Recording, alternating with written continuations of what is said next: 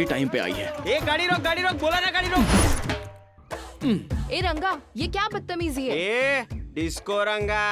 ए चुप कर, अपनी शक्ल देखी है क्या आईने में? छोटे लोग छोटी बातें। चल फुट। ए तू चल। रुक, मैं भी आ रही हूँ। तू कहाँ जा रही है? ये तुमने क्या किया रंगा? मेरी साइकिल का टायर पंक्चर हो गया है। वो मुझे लिफ्ट देने वाली थी, अब मैं कैसे जाऊंगी? उसकी ऐसी की तैसी, मैं जो काम कहूँगा वो करेगी ना, तो एग्जाम देना छोड़ सीधे पेपर में पास हो जाएगी। ऐसा क्या? बताओ बताओ, क्या करना है? कल रात को गणेश पूजा का जो प्रोग्राम होने वाला है ना, उसमें श्वेता को लेके आ जाना। वो इतना ही? जरूर ले आऊंगी। पर मेरा एग्जाम? उसकी आंसर शीट में तेरा हॉल टिकट नंबर डाल दूंगा, समझे? ए रजनी सुनो, वो लड़की का घर का है? जा रे। ओ जाने जाना। आँख पे पट्टी बांध के बाइक कैसे चलाई? ओ, मेरी दादी ने बोला हिम्मत है तो आप कुछ भी कर सकते ए, दादी को बीच में क्यों ला रहा है? इंग्लिश बोल इंग्लिश। हो। या। Anyway, congrats. You did a great job. Bye.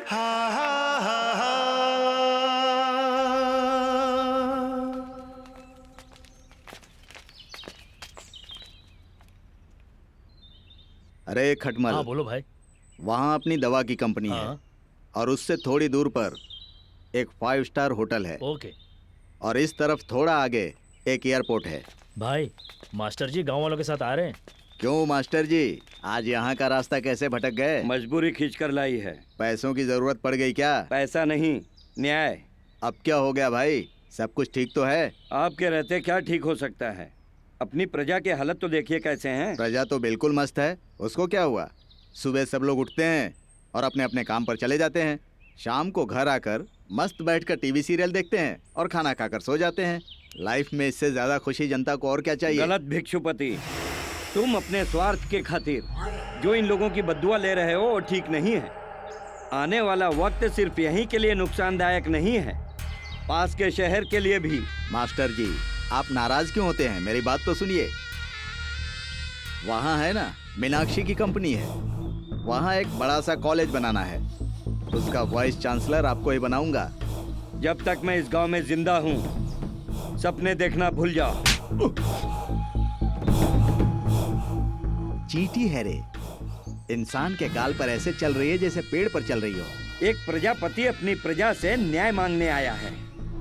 हम सभी को अगर न्याय नहीं मिला तो हम लोग हड़ताल करेंगे। चलो।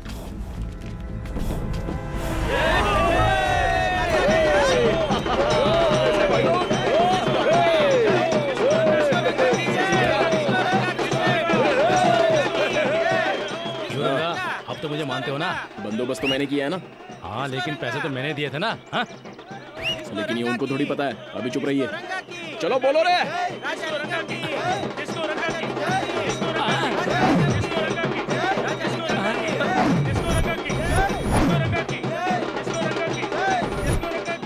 मेरा बंदोबस्त कैसा लगा? अभी तक तो मैं बाहर वाले को दुश्मन समझ रहा था, लेकिन सबसे बड़ा दुश्मन तो मेरे सर पे बैठा है।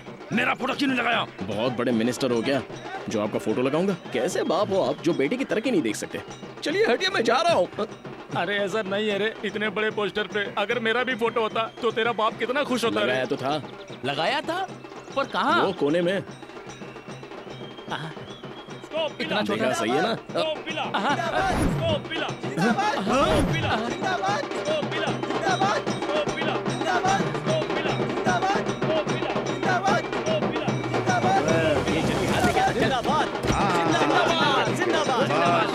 बस मस्त तैयारी की है भाई।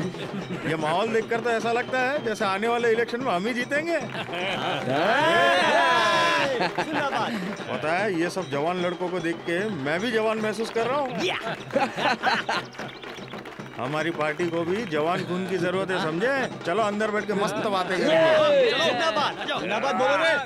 पूरे देश में अपनी पार्टी जीतती है और तुम अपने विभाग में हार जाते हो, ये ठीक नहीं है। बिल्ली यहाँ झगड़ कर रोटी बंदर को दे देती है, वैसे ही तुम दोनों झगड़ कर रोटी भिक्षुपति को दे रहे हो। जब देखो तुम और राजलिंगम बच्चों की तरह लड़ते रहते हो। तुम्हारे दोनों फैमिली में क्या मैटर है ये जानने के लिए हाई कमांड ने मुझे यहाँ भेजा है ताकि मैं सारी परिस्थिति जान सकूं। अब मुझे बताओ क्या बात है? अपनी पार्टी के लिए आज मैं आपको अपना दिल चीर कर सच बताता हूँ। उस समय हमारे देश को आजादी नहीं मिली थी। मेरे दादाजी और राजलिंगम के दादाजी दोनों गहरे दोस्त थे। एक ही थाली में खाना, एक ही पलंग पर सोना, एक ही लोटा लेकर जाना, एक साथ ही रहते थे वो हमेशा। हम दोनों के दादाओं ने देश की आजादी की लड़ाई में हिस्सा लेने की सोची। सरकार की मदद लेकर हमारे गांव के जमींदार ने अन्याय करने की हद पार कर दी थी। ऐसे ही एक दिन हमारे गांव को लूटने आए जमींदार के सिपाहियों पर हम दोनों के दादाओं ने हमला कर दिया। तब सरकार ने उन दोनों से डरकर दोनों को ही उग्रवादी घोषित कर दिया। ऐसी स्थिति में हम दोनों के दादाओं ने अंडरग्राउंड हो जाने में ही अपनी भलाई समझी। जब वो अंडरग्राउंड थे तो घास फूस फूल पत्तियां खाकर अपने दिन बिता रहे थे। राजलिंगम के दादा के मशवरा पर उन दोनों ने ब्रिटिश गवर्नर को किडनैप करने का प्लान बनाया और वहां पहुंच गए। प्लान के हिसाब से जब वो दोनों किडनैपिंग करके बाहर आए तब उन्होंने देखा कि उनके सामने तिरंगा झंडा लहरा रहा है। तब उनकी समझ में आया कि जब वो अंडरग्राउंड थे तब हमारा देश आजाद हो चुका था और इन लोगों ने जिसे किडनैप किया था वो ब्रिटिश गवर्नर नहीं बल्कि इस गांव का एसपी था। राजलिंगम के दादा ने जो प्लान बनाया उसके हिसाब से फ्रीडम फाइटर बनने वाले मेरे दादा एक आम गुंडा बनकर रह गए सर।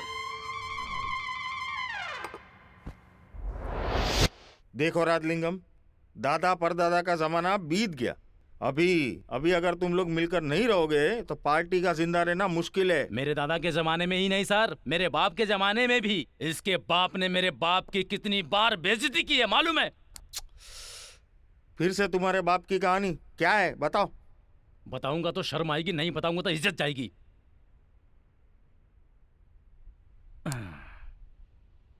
उस टाइम गर्मी का मौसम था, कड़क धूप सर पे चढ़ी हुई थी। उसका बाप और मेरा बाप साथ में मिलकर खाना खाते थे। मेरे बाप ने लालच में आके 2 निवाला ज्यादा खा लिया।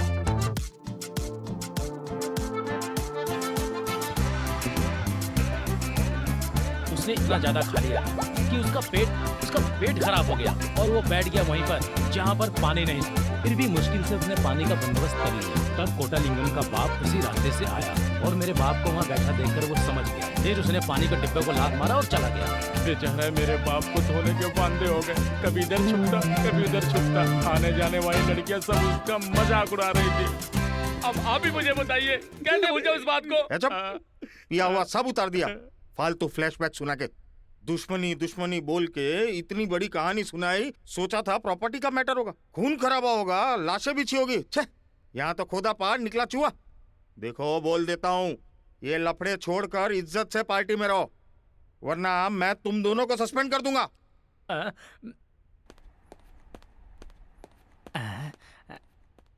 क्या रे बेटा,